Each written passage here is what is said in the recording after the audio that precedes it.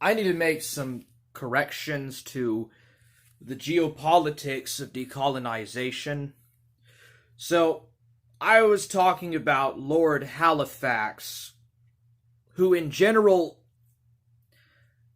wasn't a Nazi and actually generally opposed German expansionism into Europe, especially towards the West, more so than to Germany's Eastern praxis, than he was an anti-Nazi. But in general, these men had a major distrust of these kind of modern scientific humanist types of societies, utopian societies that were trying to be constructed in these different countries in the interwar period. Now, after the war, a lot of these people, people from this generation that had come out of Oxford, that had come out of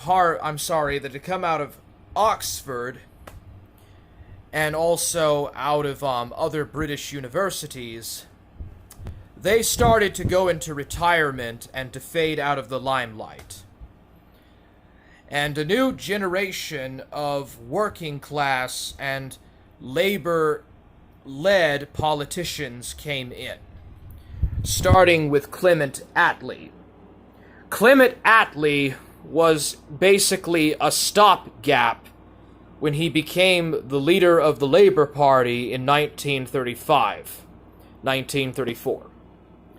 He was basically a stopgap for the Labour Party, and by the end of May 1945 and the result of the British elections, Clement Attlee became the first, well, not the first, it was actually MacDonald, it was the first Labour Prime Minister of Britain, but Clement Attlee became the first major post-war leader to begin the process of decolonization.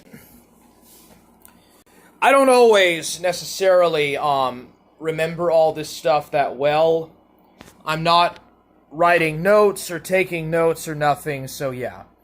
But Clement Attlee was perhaps the first, and various others, they began the process of giving independence to these various African and Asian countries, and basically withdrawing away from the mission of empire.